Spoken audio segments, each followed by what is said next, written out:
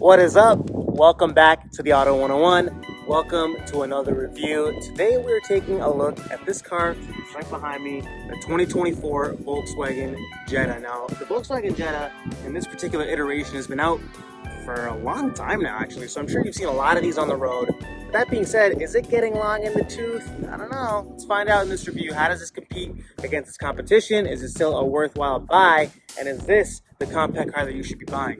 Let's get into it. What we have right here in front of us is the 2024 Volkswagen Jetta. It's the 7th generation of the Jetta. It was introduced all the way back in 2018 as a 2019 model year. It's actually been 6 years of this particular generation of Jetta. It was given a mild refresh in 2020, updated styling, and also a new engine, which we'll talk about in a bit. And now in 2024, or actually in the latter half of 2024, another refresh is coming for the Jetta. So clearly it's been a very successful generation for Volkswagen. When this came out, there was a bit more competition. The competition has slimmed down a bit, but the stalwarts in the class include things like the Civic, the Corolla, the Elantra, the Forte/K3. So some heavy hitters that this Jetta has to really compete against, and I think it does a really, really good job. So let's start by talking about the exterior styling since we're outside here anyways. And I think for a car that was introduced almost 6 years ago, it looks really, really nice, really fresh, really modern. Definitely doesn't look like a 6-year-old car if you ask me. And I think the reason why that's the case is because Volkswagen really focused on crisp, clean, very Germanic styling when designing this generation of Jetta. You can see there's a big emphasis and focus on kind of hard, straight creases, which is a very Germanic way of going about things. Look at the hood here, lots of simple, hard creases. This side body crease right here adds a lot of depth and dimension to the car. And what's interesting is if you follow this crease that I talked about and go all the way to the back, it kind of molds in and merges in seamlessly with the rear end styling treatment. And this is actually my favorite angle of the Jetta. I think it has a great stance. It looks very refined, very premium, very, very, very German and very Volkswagen. And over 6 years, it's really held up very well. And the fact that it's receiving another refresh will keep the styling fresh for another few years to come. All right. When it comes to the interior, the inside space of the Jetta, I think the same general theme that I talked about with the external styling applies to the inside. It's very clean, very crisp. I wouldn't say it's minimalistic, but it's very focused in its design. Definitely has a Germanic feel. Beyond the overall styling, material quality is also very high. This particular trim has a very nice leather wrap steering wheel. I'm a big fan of the steering wheel. The dash all up here is a very nice squidgy, soft material. Kind of follows through onto the door panels. And the back, whilst it looks the same, it is a cheaper, harder plastic, but I really have no issues with that in a car of this class. The overall fit and finish seems to be put together rather well. There's no creaks, no rattles. There's a 10-inch digital driver dash, cockpit, whatever Volkswagen calls it. It has a slight bit of configurability, and depending on the mode that you're in, the color and the layout changes a little bit on this, primarily just the color, really. And when it comes to the infotainment, a lot of people like to harp on Volkswagen infotainment. I really have no issues with the infotainment that's in the Jetta. It seems to be laid out very well. Everything is fast and fluid, and I could understand that people don't love the capacitive everything, but I think that it actually looks and functions rather well. So I have no issues at all with this Volkswagen infotainment. And what's nice about the Jetta is that Volkswagen has still retained the physical climate control buttons down here, which I always feel like should be easily accessible. One of the biggest strengths of the Jetta is the amount of room. The front cabin not only is very roomy, but the rear seats are also extremely roomy. This is one of the longer entries in this class. It's longer than some of the competitors out there, and you know that really pays dividends when it comes to the amount of room. Now, this seat in front of me is adjusted to my height, 5'9", 5'10". There's a lot of headroom, a lot of knee room, a lot of leg room, and it doesn't really feel like a compact car. Excuse the way that this seat has been positioned, but it doesn't really feel like a compact car back here. It feels like a car from one class up. So a little bit of bolstering here too. I really am a fan of the rear seat area of the Volkswagen Jetta.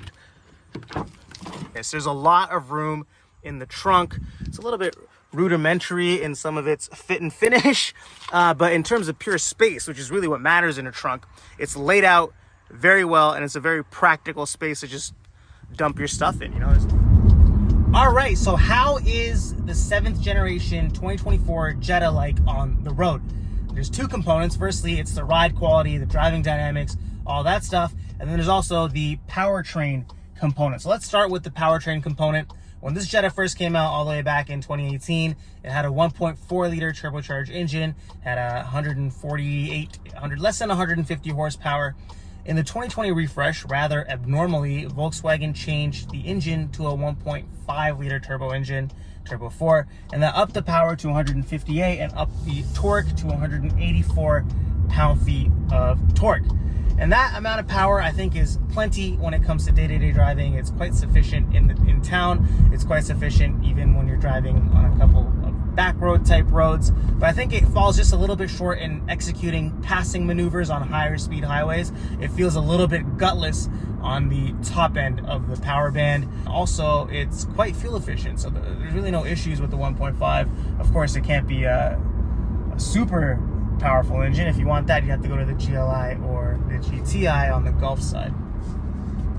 On the driving dynamic side, on the type of road we're driving on right now, which is a nice curvy back road, this really does feel like how a Jetta or a Volkswagen should feel like. It's a cut above from the average economy, the average everyday car, and it feels sporty. It feels like it's giving you some feedback and some joie de vivre when it comes to enthusiastic driving. So I think on a back road, this will be more satisfying than something like a Corolla or an Elantra. How is this car around town? I think it's also a great riding car in day-to-day use. It soaks up bumps well, it soaks up potholes well, it's comfortable to drive in and around town, lots of space, lots of practicality. So it really is a great car to use as an everyday runabout in the city. I think for me personally, I wasn't a fan of this car's highway driving dynamics, and there's two reasons for that. Firstly, I spoke about this in the interior bit a little bit. I didn't find the seat to be very comfortable. Sport seats that are in this sport package, they're just a little bit sort of, they make my head stand up and they kind of push my back out, and it's just not a very comfortable driving experience for me from a seating comfort standpoint. And then also, this car just kind of felt a little bit skitterish, like it was skipping around on the highway. It didn't really feel planted or buttoned down, and I prefer a ride that's planted or buttoned down on the highway. This kind of felt like it was still continuing to be very agile and nimble on the highway, but it wasn't the type of ride experience that I like. And combined with the active suite of safety features that are in this, like the adaptive cruise control, the lane keep assist, all of those features felt like it was adding to the feeling of this car kind of jumping around the highway and skittering about. But whilst we're talking about the active safety stuff, I happen to think that it's not the best in class. I think the Hyundai Kia suite is significantly better. I think Honda's active safety features are significantly better. For example, if I wanted to adjust the adaptive cruise control speed, I could only do it in increments of 10 unless I physically drive to the speed and reset it, if you know what I mean.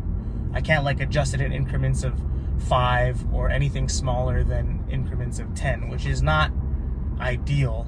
So if I were to summarize the overall driving dynamics experience of the Jetta combined with the powertrain, I'd say it's great for city use, it's great for day-to-day driving. It also provides a traditional Volkswagen spirited driving experience on back roads and more enthusiastic driving. I think for longer term highway cruising, there are better options out there because it's just a little bit not planted enough for me. So what's the verdict? How is the 7th generation Jetta holding up in 2024? Is it a good compact car? I happen to think that yes. In fact, I think it's one of the best value propositions on the new car market right now. It's incredibly spacious, lots of practicality, and the price point of the Jetta is oftentimes thousands of dollars less than an equivalent competitor like the Civic or the Mazda 3.